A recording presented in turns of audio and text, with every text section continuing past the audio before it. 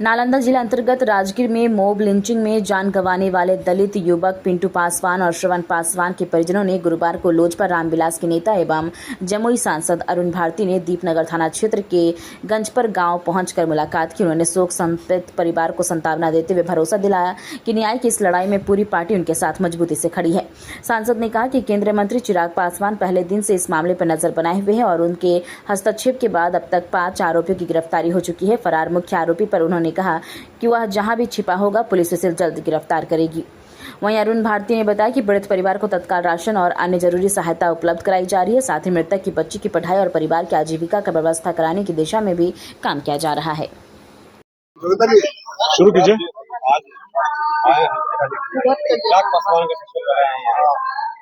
देखिए, हम लोग यहाँ पर अपने नेता चिराग पासवान जी के नेतृत्व में, मार्गदर्शन में और निर्देशन में लगातार जो घटना हुई है पिंटू पासवान जी के साथ, श्रवण पासवान जी के साथ, उस पर नजर बनाए रखे हुए हैं। और उनकी घटना जब से हुई है, हमारे सत्येंद्र मुकुट जी ने लगातार परिवार को हर तरह से उनके साथ खड़े रहते हुए हर संभव मदद शुरू से लेकर के अंत तक करवाई है। चाहे वो पोस्टमार्टम कराना हो, चाहे उनको पटना लेकर के जाना हो, और वापस लेकर के आने के बाद प्रशासन की तरफ से हर तरह की मदद दिलाने के साथ साथ बच्ची की आगे की पढ़ाई की व्यवस्था, उनके घर में राशन की व्यवस्था और आगे परिवार का भरण पोषण कैसे चलेगा, इसको लेकर के इन्होंने मजबूती से पारिवारिक पक्ष और जो ह्यूमन साइड होता है उसको लेकर के संजीदा रहे हैं। साथ ही साथ प्रशासन के साथ समन्वय बनाकर और जहां जहां पे संभव हुआ वहां पर मजबूती के साथ अपनी बात को रखते हुए, चाहे पुलिस प्रशासन के माध्यम से हो, चाहे वो जिला प्रशासन के माध्यम से हो, परिवार को हर तरह से न्याय के लिए लड़ते हुए, आपको याद होगा जितने आरोपी थे उसमें से 5 गिरफ्तार किए जा चुके हैं। एक जो अभी भागा हुआ है, इनके लगातार प्रयास से, हमारे नेता के लगातार प्रयास से, हमारे कार्यकर्ताओं के लगातार प्रयास से वो उसका पीछा किया जा रहा है, उसकी तलाश छापेमारी की जा रही है और जल्द ही वो भी पकड़ा जाएगा और न्यायिक प्रक्रिया के तहत जो भी कानून सम्मत सजा होती है उसको जरूर दी जाएगी। वहाँ मांग है सर कि या तो हफ्ता बना दिया जाए या तो फिर उसको मांगने में ताला मार दिया जाए। ये अभी तक मुख्य आरोपी अभी तक नहीं पकड़ा है। मुख्य आरोपी जो अभी फरार है, पुलिस उसके लिए छापेमारी कर रही है, तलाश कर रही है और उसको जल्द ही गिरफ्तार करेगी। इसके साथ ही साथ जहां पर जो मंदिर को लेकर के मांग है पीड़ित परिवार की, जिला प्रशासन को इस बारे में अवगत करा दिया गया है। उसको लेकर के जो भी कानून सम्मत रास्ता होगा उसके माध्यम से जो भी कार्रवाई संभव होगी उसको पूरा करवाया जाएगा।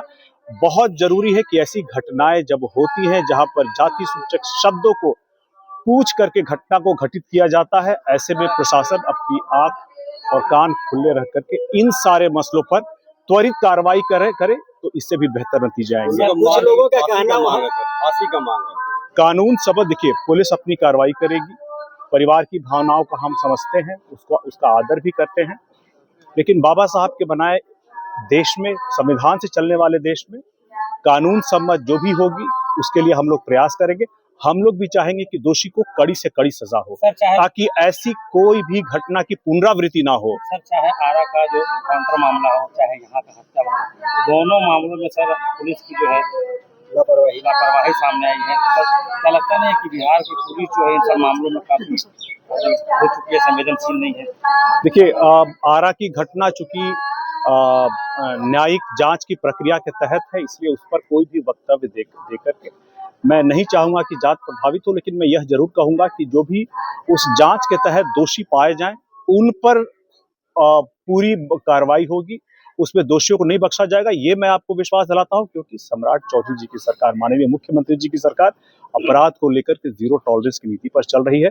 कोई भी आरोपी छूटेगा नहीं। यहाँ वाली प्रकरण में मुझे लगता है कि अगर पुलिस प्रशासन थोड़ी और मुस्तैद रहती तो अपराधियों पर जल्द ही, जो अभी फरार है, उसको गिरफ्तार किया जा सकता था और कानून सम्मत जो भी कार्रवाई होगी हम लोग उसका समर्थन करते हैं। परिवार के साथ हमारी नेता, हमारी पार्टी और हमारे जिला के जितने कार्यकर्ता हैं, नेता हैं, सभी उनके साथ मजबूती से खड़े हैं उनकी इस न्याय की लड़ाई में। सर एक लेकर भी वहाँ पे ये फांसी का मांग किया जा रहा है कि पुलिस को फांसी दिया जाए। जांच होने दीजिए। जांच के लिए पूर्व हाईकोर्ट के जज के नेतृत्व में एक रिटायर्ड जज के नेतृत्व में गठित किया गया है कमीशन।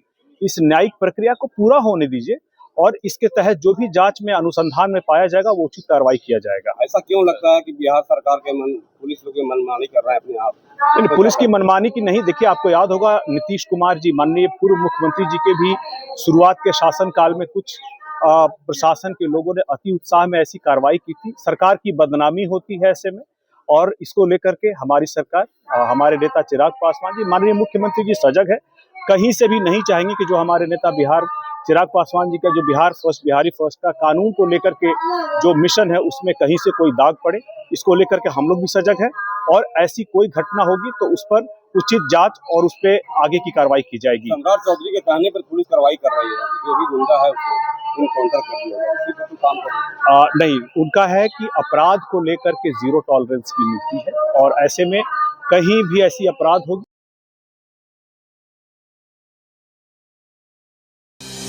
क्या आप अपने बच्चों के बेहतर भविष्य का सपना देखते हैं? अब तो चाची और आसपास के ग्रामीण क्षेत्रों के युवाओं के लिए शिक्षा और रोजगार का सुनहरा अवसर ले आया है प्रीमियर ऋषिकेश ऑफ टेक्नोलॉजी। यह संस्थान बहुत ही कम शुल्क पर गुणवत्तापूर्ण शिक्षा प्रदान कर रहा है ताकि आर्थिक स्थिति किसी भी छात्र की पढ़ाई में बाधा न बने। बच्चे भी शिक्षित होंगे हमारा में। सिर्फ शिक्षा ही नहीं बल्कि युवाओं को स्वरोजगार और कौशल विकास से जोड़कर आत्मनिर्भर बनाने का अवसर भी दिया जा रहा है। आधुनिक शिक्षा, अनुभवी शिक्षक और बेहतर भविष्य की दिशा में मजबूत कदम, यही है प्रीमियर ऋषिकेश ऑफ टेक्नोलॉजी की पहचान। आज ही जुड़िए और अपने सपनों को नई उड़ान दीजिए।